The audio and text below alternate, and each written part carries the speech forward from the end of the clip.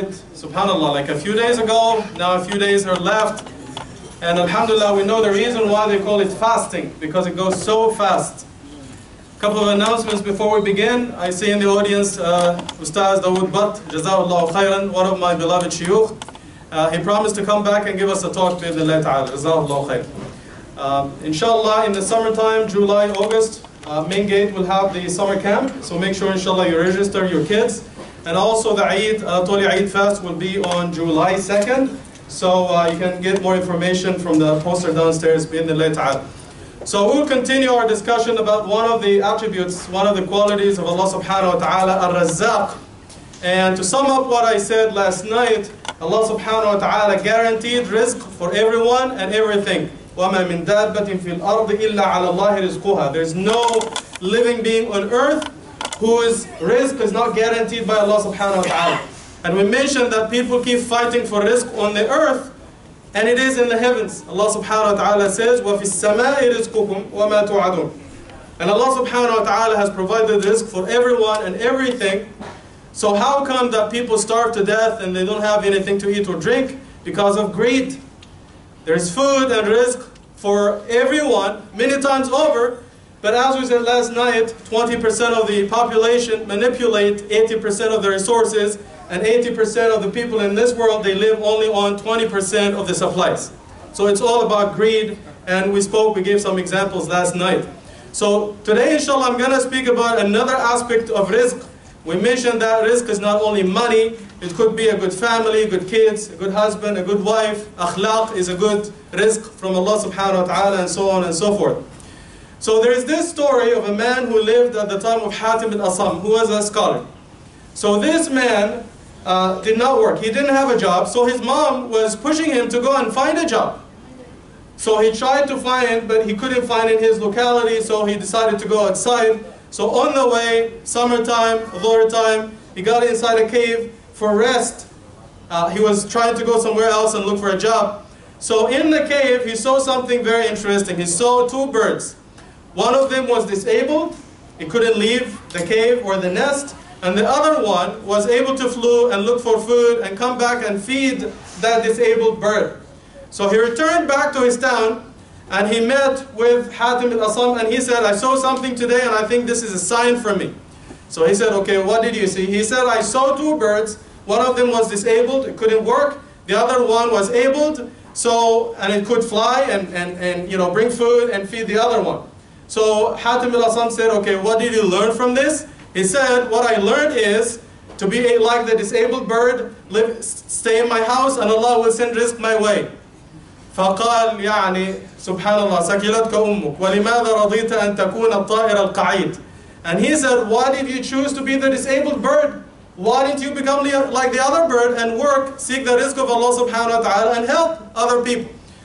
So yes, the rizq is there, but you have to work for it. You have to work for it. And subhanAllah, I read something very interesting about the bees.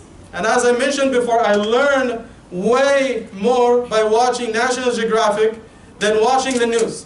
Because when you watch National Geographic, you learn a lot from the creation of Allah.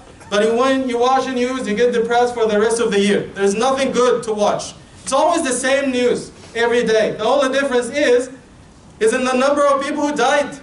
There's the only difference. It's so depressing. So they say for a bee to make 1 kilogram of honey, the bee has to travel 400 kilometers for just 1 kilogram of honey. 400 kilometers. Which means they work tirelessly for the rizq of Allah subhanahu wa ta'ala and to provide honey. There is something we can learn from the story of Uthman radiallahu anhu. Abdurrahman ibn Auf. When he made hijrah to Medina, he left everything behind. So one of the Ansar said, okay, the Prophet ﷺ made us brothers, so we can sit here, stay in the house, I can give you half of my wealth. فَقَالَ لَا بَارَكَ اللَّهُ لَكَ فِي مَالِكَ دُلَّنِي عَلَى السُّوقِ. He said, may Allah bless your wealth for you, show me where the market is. And he went and he worked and he became a millionaire.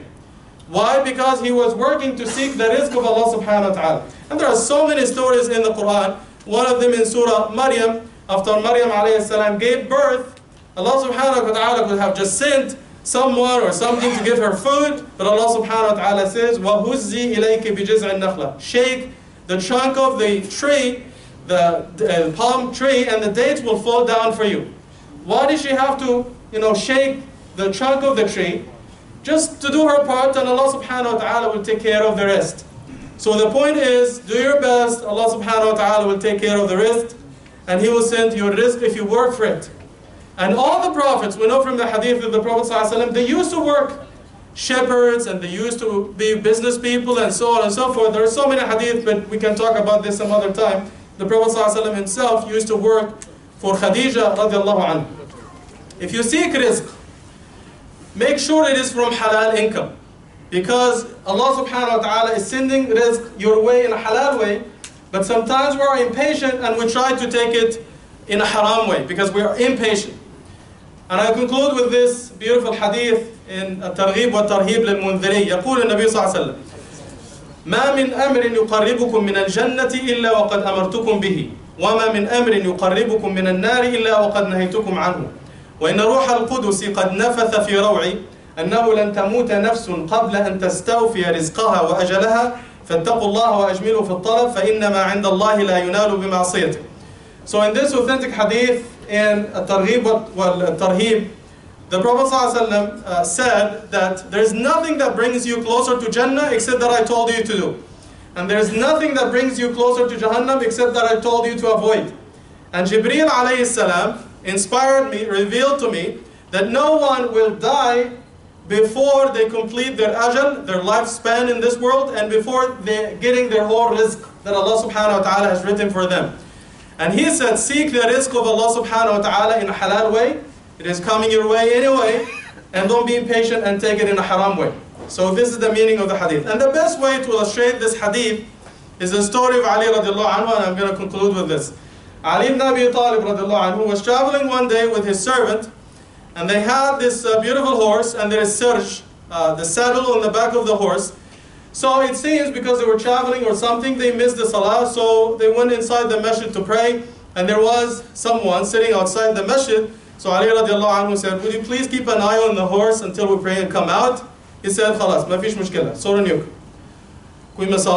So he went inside with his servant, they prayed, and on the way back, Ali radiallahu anhu was saying, I think we should give this man $20 for keeping an eye on my horse.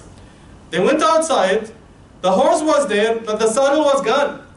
It seems that the guy who was sitting outside was Hirsis, chor, right?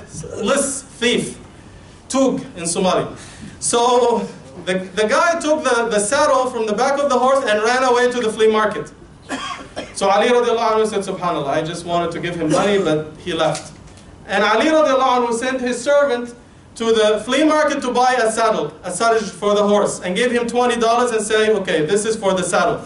So sure enough, the servant went to the market and he found the thief standing in the flea market selling the saddle for $20. So Allah subhanahu wa ta'ala was sending him the $20 in halal way, so he was impatient and he took it in a haram way. So make sure inshallah you make your rizq from a halal way. May Allah subhanahu wa ta'ala put barakah in your rizq.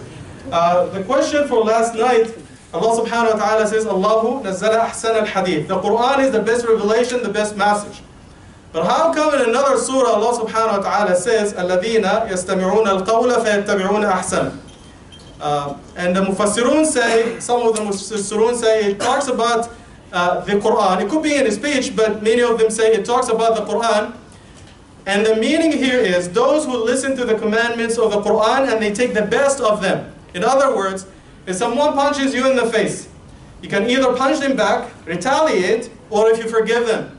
Forgiving them in this case is the best commandment in the Quran. If someone divorces his wife before the consummation of the marriage, قبل الدخول, he gives her half of the mahr. So this is good, but he gives her the full mahr. This is ahsan, according to Surah Baqarah. So those who see the commandments, those that are asking for retaliation or to exercise justice, and those that command forgiveness and giving more graciously to people, and they follow forgiveness and giving more to people. This is the meaning.